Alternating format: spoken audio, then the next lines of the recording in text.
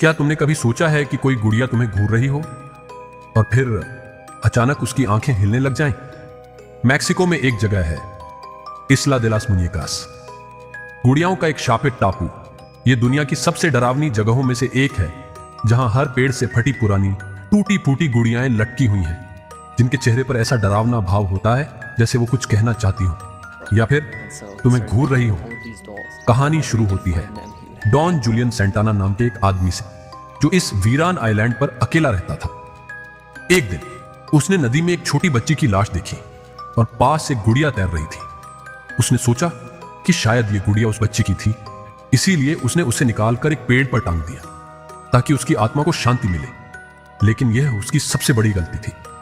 कुछ दिनों बाद जूलियन को महसूस हुआ कि रात के अंधेरे में गुड़िया खुद से हिल रही थी, जैसे कोई अदृश्य ताकत उन्हें छू रही हो। धीरे धीरे वो फुसफुसाहटें सुनने लगा, कभी किसी बच्ची के रोने की आवाज, कभी हंसी, और कभी ऐसा लगता कि कोई उसका नाम लेकर बुला रहा हो। जूलियन ने डर के मारे यह सोचा कि शायद बच्ची की आत्मा को और भी ज्यादा गुड़िया चाहिए, जिससे उसकी आत्मा को शांति मिल जाए। जूलियन ने हर जगह बहुत गुड़िया टांग दी, ये सोचकर कि शायद ये आत्माएं शांत हो जाएं। लेकिन हुआ इसका उल्टा। जितनी ज्यादा गुड़ियाएं वो लटकाता, उतनी ज्यादा डरावनी घटनाएं होने लगती। रात में गुड़ियों की आंखें चमकने लगती, उनके होंठ हिलते दिखते, और कई लोगों ने सुना कि वो आपस में फुसफुसा रही।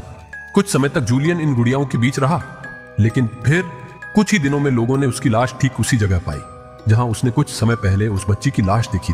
तब उस जगह कोई नहीं रहता, सब लोग वहां से दूसरी जगह रहने के लिए चले गए। तो दोस्तों, ये सिर्फ इत्तेफाक था या फिर वो बच्ची की आत्मा थी जिसने जूलियन को भी अपने साथ ले लिया? आज भी जो इस आइलैंड पर जो जाता है, उसे लगता है कि कोई उसे देख रहा है। कई लोग कहते हैं कि जब वो यहां गए तो उनकी कैमरे में अजीबोगरीब आकृतियां कैद हो गई। कुछ ने सुना कि जैसे गुड़ियाएं धीमी आवाज में बातें कर रही हों। तो अगर कभी तुम मैक्सिको जाओ तो इस आइलैंड पर कदम रखने से पहले सोच लेना, क्योंकि वहां सिर्फ गुड़ियाएं नहीं, कुछ और भी तुम्हारा इंतजार कर रहा है।